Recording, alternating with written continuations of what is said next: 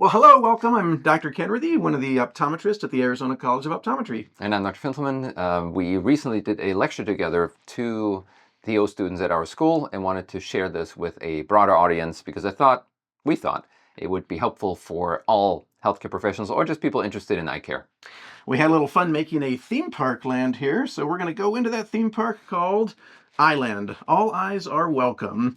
And there's a long list of things we're going to cover, but we want to start off with a very popular place for patients, the eyelid land, where we see a lot of infections and lumps and bumps and those sorts of things. So we're going to hit the most commons.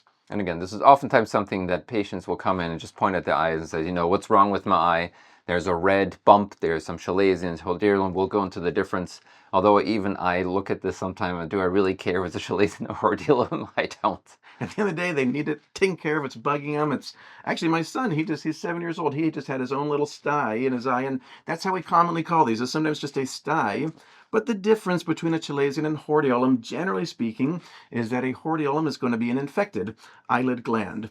We can be a little specific about the anatomy. An external one would be affecting glands of Zeiss or mole or a hair follicle. An internal is affecting one of our meibomian glands, those oil glands that produce oil and then start to create an abscess and quite a bit of pain for patients. And again, the key here is one is a active infection, so it's the red, acute, hot, and the other one is more chronic. That's when it becomes, I still have a bump, but it's not as visibly irritated and inflamed. And looking at a chalazion now, that one, sometimes an infected hordeolum can become a chalazion, or sometimes a chalazion just pops up on its own. We can try with oral antibiotics if the patient's bothered enough by this. Usually we prefer things that are maybe more lipophilic, like doxycycline. I might start with a dose of about 100 milligrams twice a day. Is that generally where you're seeing also for patients? Absolutely, and the other thing about doxycycline, as you know, is the doxycycline also treats any kind of lid inflammation, so it's a double benefit. That's a good point. And here's what it looks like when we look at the patient coming in. External being more on the outside, a bump protruding out. Internal, and normally if you roll the eyelid in, or I should say out rather, with your finger, you can see that on the inside of the eyelid. And the inside, again, it's like the white spot is what we usually look for. Any kind of inflammation, infection will look a little bit whitish, yellowish on the eyelid. So here's some examples of patient cases that come in, like a 60-year-old female patient. She noticed that the left lower lid got kind of tender to the touch about a week ago. Turns out the other eyelid also had a red spot the week before that. So we're seeing it very commonly in both eyelids in patients, especially our older women who tend to have this happen. So, and on septum exam, you see this kind of bumpiness, elevated nodule. You can kind of see the redness, how inflamed it is. And that yellowish hue is either a reflection of just lipid, it's in oil-producing glands, or inflammation, pus. Now, in this case, it already seems more indolent, meaning it's not as inflamed anymore. And the outside looks pretty good, but very commonly, even if we say it looks fine, the patient will do this whole pull the eyelid down and then show us what they kind of see. Now, one thing that I've noticed is these left eye, right eye, upper lid, lower lid, in both eyes, and just keeps going, happens not infrequently in older women, menopause, when there just seems to be an underlying problem with the oil glands, maybe because of hormonal changes. And until you've controlled that problem, they will just keep getting more and more styes. I see that a lot with our dry eye clinic. Patients who have meibomian gland dysfunction leads to styes, also dryness, because to have a proper tear film on the surface of our eyes, you need a nice clear olive oil coming out of those oil glands to actually coat the surface of our tears, keep them from evaporating. When that starts to become dysfunctional, not only do we see dry eye, we also see styes. And this is where IPL I found pretty helpful. Yeah.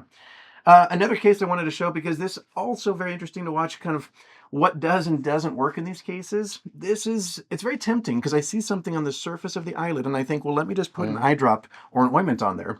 It turns out that doesn't tend to get all the way deep into the tissue. It might be fine if you have something that's pussing out and you see a discharge from that stye. But in most cases, we need an oral antibiotic of something. Right. And because it's almost like an abscess, right? So anything on the surface cannot penetrate. Now, if it's drained, sometimes it's worthwhile covering to prevent a secondary infection on the surface of the eye. But doing a topical either drop or ointment, I've not found useful, except if you're treating the blepharitis at the same time.